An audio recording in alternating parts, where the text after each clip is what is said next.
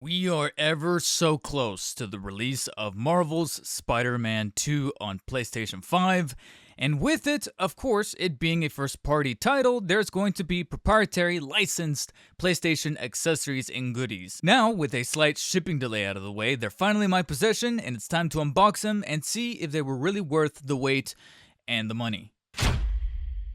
Gonna start with a much more feasible one, which is of course going to be the controller, since I can already tell that the plates as well as modeling them on the PS5 console is going to be a major bitch to do inside of this slightly limited light box. That kind of serves as a bit of a wake-up call to me finally expanding and getting myself a much bigger light box. And the one that's going to have an easier time fitting in and making things much more comfortable for me is going to be the controller here, which is decked out in this beautiful red, or rather gradient red background with the controller itself here on the front, PlayStation, Sony logos, that beautiful Spider-Man 2 logo, and then even more beautiful, if you can look a little closely, you'll see it says DualSense wireless controller, but right above it, a very lenticular reflective chrome font that reads limited edition. So that is neat. It's beautiful. It almost even makes me a little guilty to unbox it and ruin the mint condition, but I have to. I have to deck it out and use it for when I finally play the game come in October 20th. And then on the side, nothing really much going on except for the trail of the gradient red kind of bleeding on over to the side, if you will. PlayStation logo, and then of course the white spider symbol on one side with the Spider-Man 2 logo being boasted on the other. Once you flip it to the back, you kind of have a similar style and design going, except you have the controller kind of at an angle to showcase the much more 3D look of the controller itself, especially when it comes to this specific design that I do have choice words about, but we'll get to it once I have the controller in hand. Heighten your senses. Actually, you know what? I don't know. I'm going to have to look at some other boxes of DualSenses, but it looks like this is mainly designed to be a play on the word for the DualSense controller. But hey, kudos to Sony working with Insomniac here. It kind of ties in a little bit to the theme of Spider-Man with his Spidey sense. So I kind of see what they did there. Of course, some specs, logos, Marvel logo right there on the corner.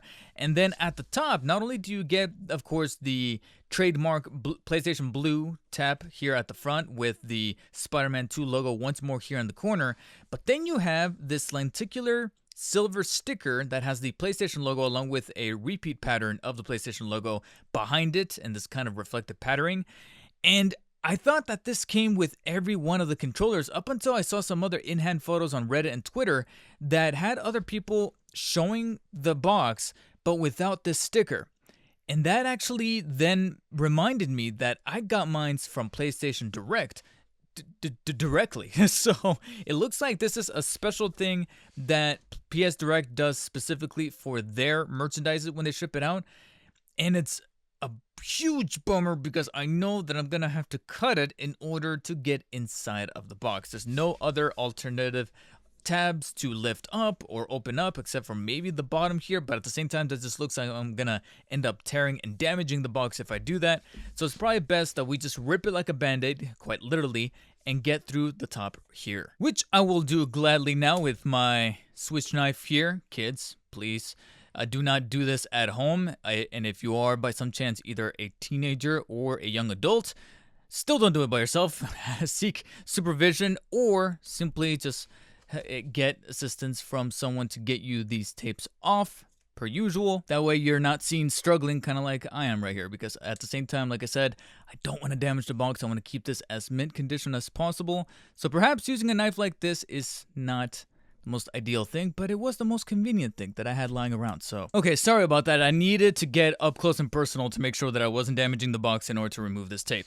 I can very clearly and easily, rather ironically, remove the much more coveted PlayStation sticker that I don't want to do, but there it goes. Oh my god, oh my god. Oh, I hate doing that. It looks so cool, and I just do not want to damage that sticker. It looks awesome, and it makes me feel pretty good about myself, knowing that this came directly from the source. This is right there. PS. Actually, those aren't even logos. It says, it's kind of like the logos, and then it says valid. So I guess that's their way of saying PS Direct valid? I don't know. Anyways, once you remove it though, the inside of the box is pretty much going to follow the exact same style and pattern as virtually every DualSense that you could unbox under the red sun. That is, of course, considering it even wants to get out. Once you remove this, you then get the much looser cardboard out of the way. You get the white box. Let me lift this up. This actually feels pretty prestigious. It's not simply just thrown in there or using the very conventional and boring brown cardboard. You actually have this nice little flap. Feels a bit more premium. And once you go inside, you have the controller itself with this nice ASMR triggering wrapper that you remove. And when you do, finally, here you have the controller. And oh my god, yes, I really do in fact dig the matte finish, the clean look. Of course, it being a brand new DualSense just right out of the box, you're going to feel the tightness in the sticks, the firmness in the bumpers and triggers, and then of course the cleanliness of the slightly mushy D-pad that is pretty serviceable for virtually every game except fighting games. I have to agree, I'm not the biggest fighting game guy, but playing fighting games, I stick to the stick. I play it arcade style instead of trying to use inputs on the D-pad because this is not exactly the best D-pad for that genre.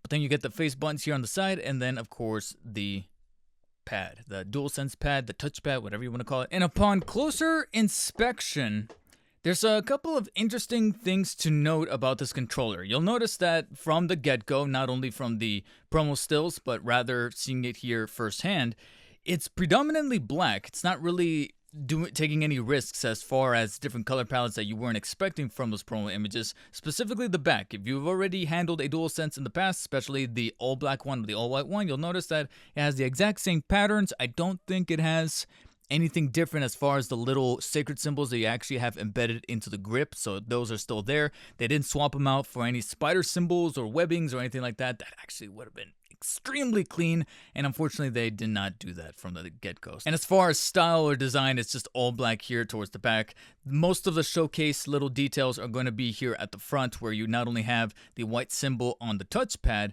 but you then of course have the symbiote kind of trailing off here, encompassing the red here, and then the white buttons, which is actually a cool little tie-in to the theme about the darkness taking over in the form of the symbiote, the physical form of the symbiote. And I like that they were able to retain a bit of that color palette. The bumpers and the triggers are mainly just black, but I do like that when you look at the touchpad versus the face buttons, you actually have the touchpad that was completely imbued by the symbiote by having it be all black, while the face buttons with the sacred symbols are still decked out in the white that you would expect on Spidey or Peter's suit with the white symbol. And that's because it's on the side that has still the gleaming light, the beacon of hope that is the red from his suit, with a little bit of the symbiote starting to cover it right here with the little tendrils. Overall, a very thematic design that looks pretty clean and looks a lot better than some of the promo photos in person, but I still think that there's some designs out there that are probably a bit more on the favorable side, but that's much more from a subjective standpoint, especially from me. And if we are on the subject of subjective points of view, I think it's about time that we take a much closer look at those plates. Yeah, as you can see, definitely a wake-up call for me to get a much bigger light box, especially if I'm gonna start taking Hot Toys figures or 1/6 scale figures of any kind a bit more seriously.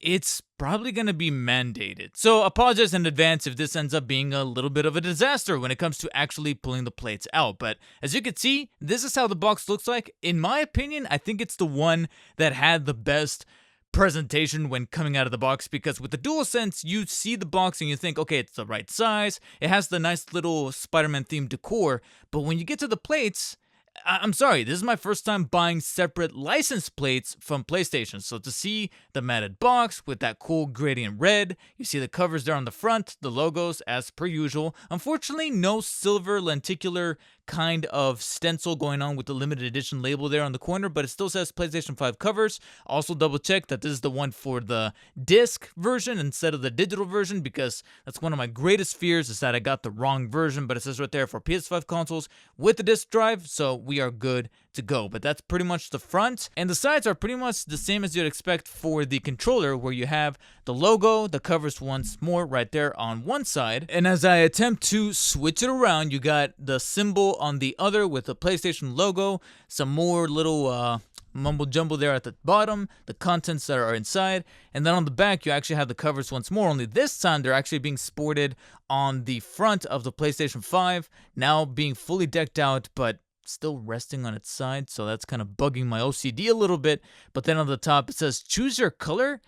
Again, it looks like they're just lifting the stuff from the box for the standard covers, the standard box you get when you order their official license covers that are different colors. So it's probably their slogan, their MO, their mantra, if you will, and they just kind of copied and pasted here. I would have wanted them to go for a much more Spider-Man theme, like take responsibility of the amount of money you're spending on these things, because these things are $65. So are they really worth that rather hefty amount of money for two, technically speaking, very glorious pieces of plastic? Let's take a look. Again, apologies in advance if this ends up being a disaster. Since I have very limited space, I might actually have to pull this out of the light box just so that I have a much more comfortable time trying to cut open the tape.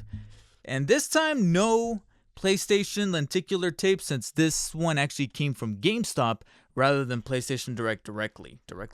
Okay, we removed the tapes. Now I'm trying to lift the blue tab up while at the same time trying to keep the box as mint as possible. And oh god, there's another box. Okay, come on, just fall out. Just fall out, please.